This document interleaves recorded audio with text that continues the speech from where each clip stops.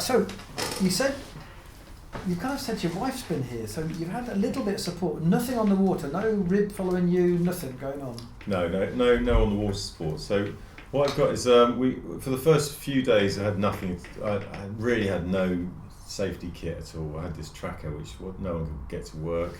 Yeah. I had a radio and one phone, and my mate Pete Young, he basically got a bit grumpy and he said, look, you're going to have to get this channel. We're going to set up a safety channel, so you have to. This is what a 7-point plan each day. Tell me what you're going to do, where you're going, what your planning is.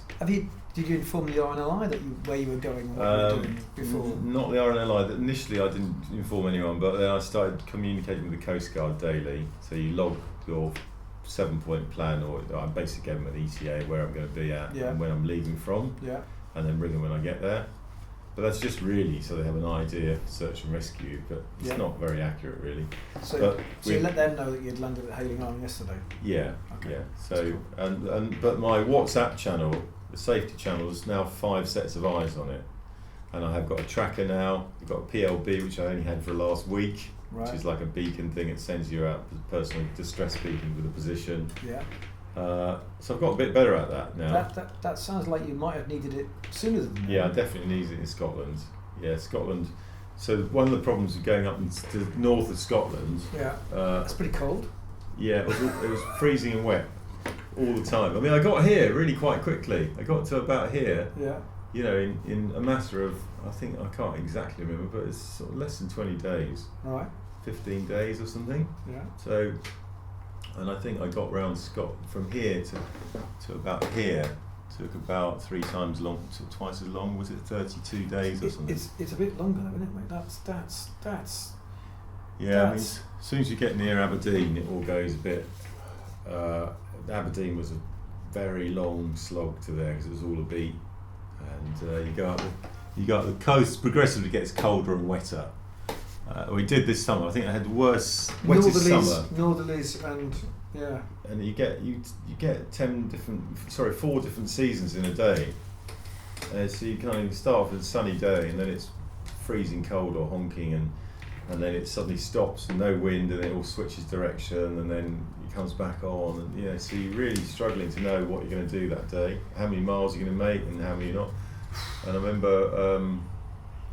remember going to Aberdeen was a big day. I think I'd been sailing. I can't quite remember where I come from, but I've been sailing all day in big winds, and the wind had been growing and growing. And when I got to a place called Peterhead, I was determined to get to Aberdeen. It absolutely went berserk again, and the waves were breaking over the top of the outer harbour wall. The smart thing would have been just to go straight through the harbour wall into the harbour, because there's 3 harbours, a triple lock harbour. Right. So the inner harbour, it's like flat calm. The middle harbour is not bad, a bit of swell, and the outer harbour is bumpy. But once you're through, outside there's a headland, and the waves just absolutely go berserk around the headland. I made the mistake thinking I'm not going anywhere near those walls because those waves look horrible. So I remember going around the headlands and just looking for soft landing, and again surfed into this beach, which is the notorious surf beach. So it's fine getting onto them. You surf in with the waves. Yeah, I've got a pin I stick in the tiller so it doesn't pull out. Yeah. Take the rope off, half pull the rudder up, ready to flip the dagger board up, and literally just sail straight up the beach. Yeah. That's quite easy until you try and get off, and then that's not so easy. So I got stuck there for 2 days, and I went. I saw some video clips of you trying to get off surfing beaches, and it just you've got no wind. You're trying to sail off a beach with no dagger board and no rudder, which lasers don't exactly sail terribly well with that. Then. Yeah. I got a bit more of a technique actually. I was sort of kneeling on the back of the boat. You keep the bow up. Yeah. You can get over most of the really bad waves. Okay. But what I'm going to do this time, because it could be that the guy's coming to collect. I'm going to go meet him. I might put my phone back on again. He says from airplane mode.